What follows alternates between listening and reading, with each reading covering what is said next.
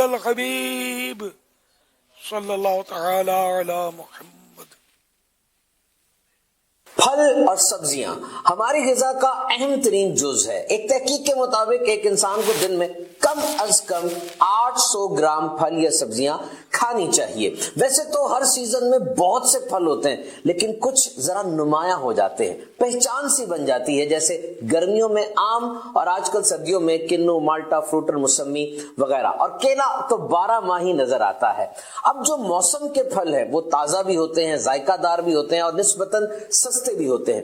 امیر اہل سنت کی بارگاہ میں سوال ہے کہ بچے عام طور پہ فاسٹ فوڈ، برگر، چپس وغیرہ کھاتے ہیں اور پھلوں اور سبزیوں کی طرف اتنی دلچسپی نہیں ہوتی۔ اب تعلیمی ادارے بند ہیں، لاک ڈاؤن ہے اور گھر میں ہیں بچے، بار بار کھانا بھی مانگتے ہوں گے، تو ماں باپ ایسا کیا کریں کہ بچوں کی رغبت پھلوں کی طرف ہو اور وہ پھل شوق سے کھائیں؟ اور نمبر 2، کیا بے موسم کے پھل کھانا یہ صحت بخش ہے یا صرف موسم کے پھل ہی کھانے چاہیے؟ بچے پھل بھی نہیں کھاتے اور سبزیاں تو بڑے بھی نہیں کھاتے، تو بیماریاں بھی پھر ظاہر پنپ رہی ہوتی ہیں۔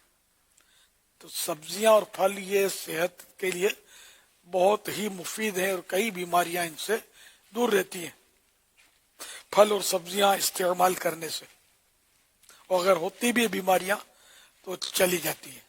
تو اب یہ کہ ہم لوگ ویسے آرام طلب بھی ہو گئے، ایک ٹیبلٹ کھائی اور بس مسئلہ حل ہو جائے۔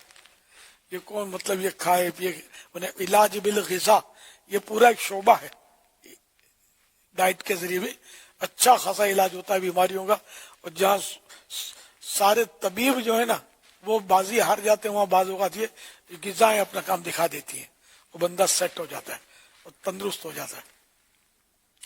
اب بچے پھل کیسے کھائیں؟ ذرا ان کو جب ٹافیاں اور یہ چپس وغیرہ نہیں دیں گے ہم، تو پھر یہ کہ وہ پھل کی طرف ہو سکتا ہے کہ مائل ہوں۔ تو جب عمدہ موجود ہے، یعنی اعلیٰ موجود ہے، تو ادنا کی طرف کون آئے گا؟ اچھا، وہ جو اعلیٰ اس کو یہ ادنا سمجھتے ہیں، پھل اعلیٰ ہے، اور جو ٹافیاں وغیرہ یا چپس تو ادنا میں بھی نہیں آتے، یہ ہے ہی مطلب یہ کسی کھاتے میں بھی نہیں ہے۔ یہ فوائد کیا ہے اس کے؟ اور ڈاکٹر لوگ جو دعا کرتے ہیں کہ یا اللہ ہماری روزی میں برکت دے، ان کی دعاؤں کا پھل ہو سکتا ہے یہ کہ یہ بچے کھائیں ٹافیاں اور یہ اچرے کچرے اور بیمار پڑے اور ہمارے پاس آئیں، ہماری روزی کھلے، میڈیکل اسٹوروں والے جو ان کی روزیاں کھلیں۔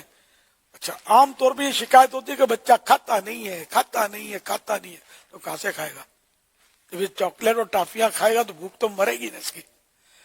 ایک تو یہ کہ پیٹ بھی بھرے گا، جس طرح بھی بھرے گا، لیکن بھوک مرتی ہے اس سے، اگرچہ پیٹ ظاہری طور پر اتنا اس کا حجم نہیں ہوتا، ہاں سے حجم یعنی اتنا یہ مقدار نہیں ہوتی اس کی کہ یہ پیٹ کو گھیر لے، لیکن مطلب اس سے بھوک مرتی ہے ان چیزوں سے، اور بچہ پھر کھاتا نہیں ہے، یہ کمزور پڑ جاتا ہے، پھر پیٹ میں کیڑے ہو گئے تو بخار آ رہا ہے، تو گلے میں درد ہے، تو نزلہ، کھانسی، تو بس وہ حساب کتاب چلتا رہتا ہے۔ تو اس لیے ماں باپ کو چاہیے کہ جتنا ممکن ہو، ہے بہت مشکل، جتنا ممکن ہو ان کو یہ ٹافیوں سے، گولی چاکلیٹ اور یہ طرح طرح کے چپس، بالکل مطلب رف کوالٹی کی چیزیں ہمارے یہاں مل رہی ہوتی ہیں، تو ان چیزوں سے بچوں کو بچائیں۔ اب بچوں کو کب بچائیں گے؟ جب بڑے بچیں گے۔ بڑے بھی ٹافیاں شوق سے کھاتے ہیں، آپ کو بڑے بڑے اچھے خاصے مطلب آپ کو بارش بھائی ماما آپ کو ملیں گے، بڑی سونی سونی گلاں کرتے ہوں گے، ان کے گھر کے اندر جھانکیں گے نا، اور ٹافیاں اس نے بھی جما کے رکھی ہوں گی، کھا رہا ہوگا، امی بھی کھا رہی ہوگی، آپی بھی کھا رہی ہوگی، سب لگے ہوئے ہوں گے کیا؟ تو اب یہ سبھی کھا رہے ہیں، تو بچہ بولے میرا کیا قصور؟ تو ان چیزوں کو نہ کھائیں اور صحت کو اچھی رکھیں تاکہ اللہ کی عبادت آپ اچھی طرح کر سکیں۔ واللہ تعالی اعلم ورسولہ اعلم عز وجل وصلی اللہ تعالی علیہ وآلہ وسلم۔ صلو علی الحبیب صلی اللہ تعالی علی محمد۔ آپ کو تجربہ کرنا ہو نا، تو جس سے کہ آپ کو تھکن لگی ہو،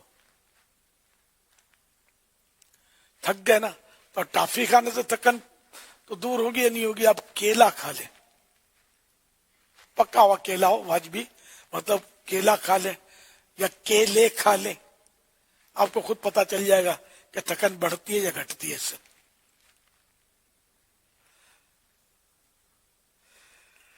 صلو علی الحبیب صلی اللہ تعالی علی محمد۔